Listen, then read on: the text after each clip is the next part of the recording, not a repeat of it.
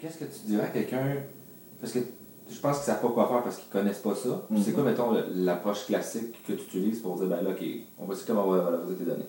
Mm. Ben, ça peut être justement dans l'amélioration de qualité.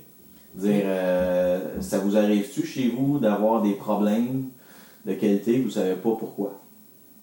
Des problèmes récurrents, un peu comme tu sais, ton auto, quand elle va mal, mais elle va bien quand tu arrives au garage. Ouais. J'aurais pas dit tout d'avoir le son. C'est ça. Tu sais, puis, étant donné que dans un contexte manufacturier, il y a tellement de plus en plus de prises de données un peu partout, des capteurs, l'Internet des objets, fait en sorte que tu as des données sur les conditions environnementales, tu as des données sur les opérations des machines, tu as des données sur les gens qui les opèrent, tu as des données sur les matières premières qui rentrent dans la machinerie. Et ça, tu peux créer des modèles pour voir, OK, qu'est-ce qui explique une non-qualité, qu'est-ce qui explique une défaillance.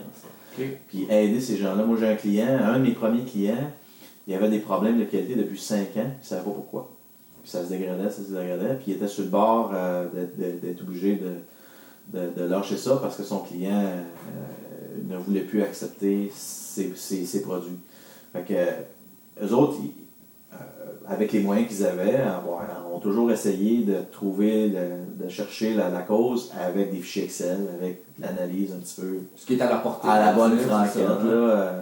Et puis finalement, moi, on est arrivé avec nos moyens en machine learning. Puis regardez, avez-vous remarqué que telle combinaison de facteurs fait en sorte que vous avez plus souvent des problèmes dans ces choses-là? Ah oui, ok. Puis ça a carrément relancé les efforts d'R&D. Nous autres, on ne va pas nécessairement identifier la cause. On n'a pas cette expertise. Moi, je ne suis pas un chimiste, je ne suis pas un mécanicien, je ne suis pas mais je peux amener ces indices-là, c'est des choses qu'on voit dans les données, puis quand on amène ça au bon expert, lui va être capable de dire « Ah, ok, c'est vrai, le facteur d'humidité va entrer en ligne de compte dans ci, ça, puis ah, d'accord. » Fait qu'on avait carrément relancé les efforts d'R&D, puis ils ont réglé leurs problèmes. Ça nous a pris 40 ans.